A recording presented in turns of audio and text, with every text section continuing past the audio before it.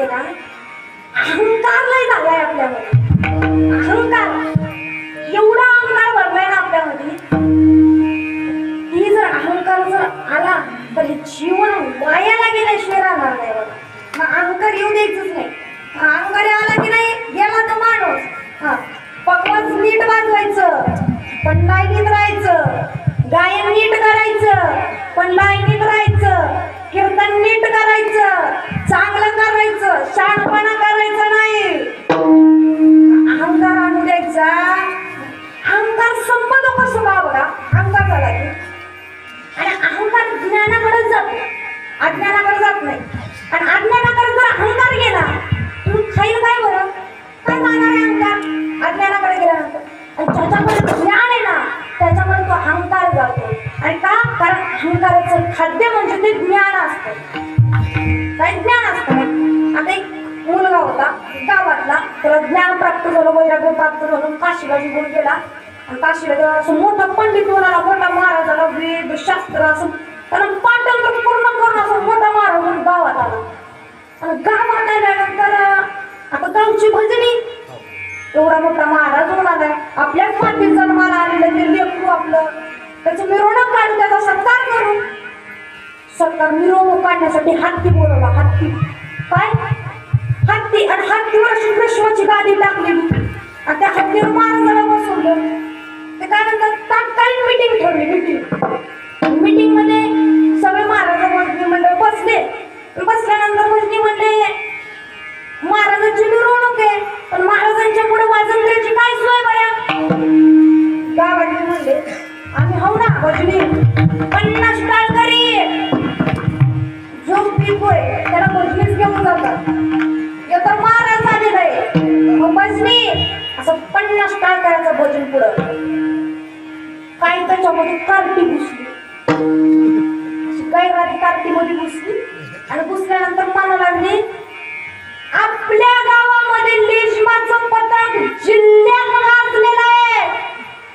लेझिम का नको, भजनी म्हणले आणा. हत्तीच्या पुढं भजनी, भजनीच्या पुढं लेझिम. आणखी काही गेलेले पोरं घुसले, गेलेले केस मध्ये घुसले. आणि ते म्हणले डीजे का नको. म्हातारे म्हणले आणा.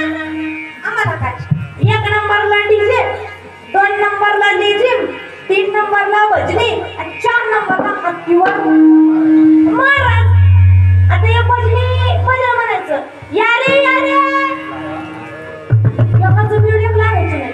हे भजनी म्हणलं का नाही, या रे भजनी म्हणलं इकडनं डीजे म्हणायचं. बाई वाड्यावर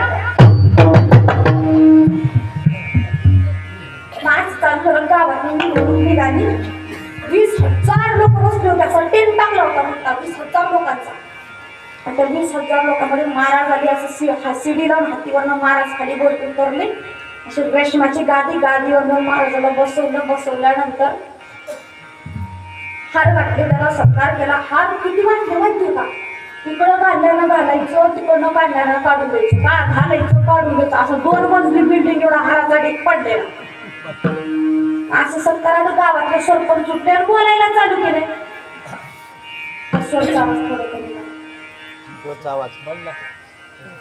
गावातले सरपंच उठले आणि बोलायला चालू केले.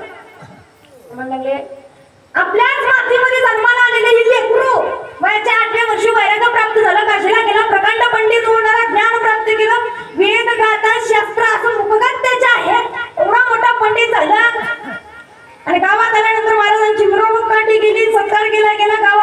गाववाल्यातर्फे महाराजांना अशी विनंती आहे की महाराजांनी आता गाव सोडून जाऊ नये. गावामध्येच मठ बांधून देण्यात येईल. त्या मठामध्ये सोमवार गुरुवार प्रवचन करावं, महाराज इथं थांबावं असं सरपंच बोललं. थोडी बोलल्यानंतर खाली बसलं. आणि ज्याचा सत्कार झालेला असतो का नाही, ज्या व्यक्ती सत्कार केला असेल त्याला सत्कार मूर्ती म्हणतात.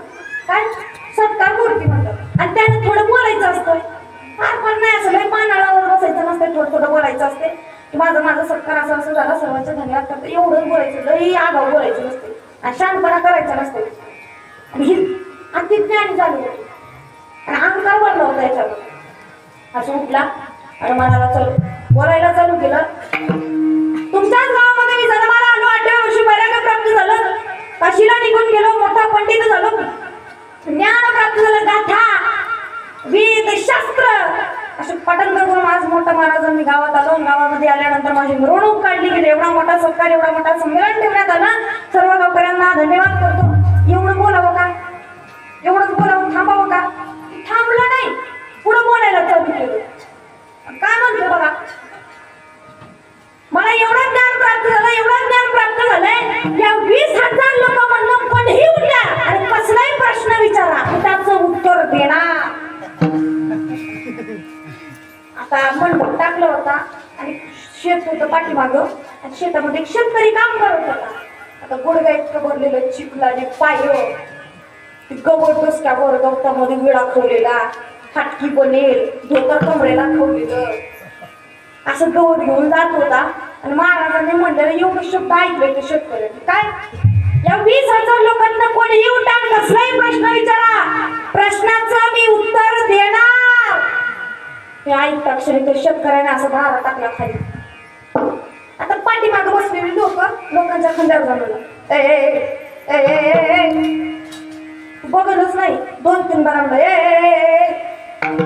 माग म्हणून बघितलं, पहिलं दुसरं चिखलाचे पाय.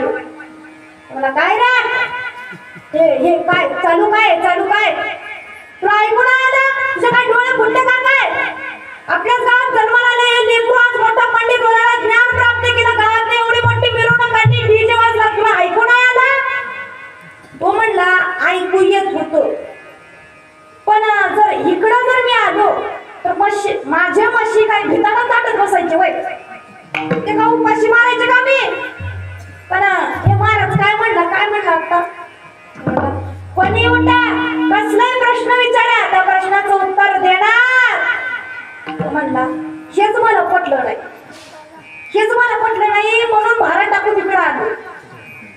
म्हणला कोणी विचारा म्हणतोय ना, मग मी विचारणार त्याला प्रश्न, मी विचारणार. असं पळायचं, चौक जर धरून त्याला खाली दाबायचे, चौकाला उडी मारून पळायचं, पुढे मी जाणार. अरे म्हशीचं दूध प्यायला होतं. तो म्हणाला सोडा मला प्रश्न विचारायचाय, सोडा मला प्रश्न. असं महाराजांनी बघितलं, काय चालू, काय चालू, काय तिकडे?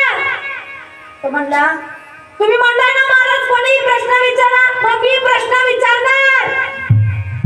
तू म्हणलं तू विचारणार प्रश्न? तिथं मोठमोठे महाराजांची तोंड गप झाली. पांढरं धोतर, करप नेहरू शर्ट, कडक टोपी घालून बसणाऱ्याच्या तोंड गप्प आहेत. तू विचारणार? तो म्हणला त्यांची असू दे ना तोंड, पण माझं चालू आहे ना, मग मी विचारणार. महाराज म्हणजे आता याला नको म्हणावं तर आपली आबरू झाली. म्हणला महाराज म्हणले सोडा रे सोडा, ये रे ये. ते कोणी जो असं सुटलं. आता मला सांगा 20,000 लोकांना स्टेज पर्यंत जायला किती मिनिटं लागतील? किती मिनिटं लागतील? साधारणतः 10 ते 15 मिनिटं. हे अर्ध्याच मिनिटात स्टेजवर गेले, अर्ध्याच मिनिटात. त्याचं कारण काय? चिखलानं भरलेले पाय. कोणी सरकत म्हणलं नाही कोणाला. सुटला गडीचा म्हणजे असा सुटला, स्टेजवर गेला, म्हणला राम राम राम राम. मला तू विचारणार प्रश्न? हा मी विचारणार. शिक्षण किती झालंय? तो म्हणला दुपार मस्तर झालंय. सकाळी बाबा शाळेत सोडायचे आणि दुपारी गुरुजीनं दाखला देऊन घरी पाठवला. शिक्षण झालंय काय ना, तू काय विचार? तो म्हणला काही विचारा म्हणताय ना तुम्ही, मग मी विचारणार. तो म्हणला विचार विचार, प्रश्न विचारतोय बरं का तो, नीट ऐक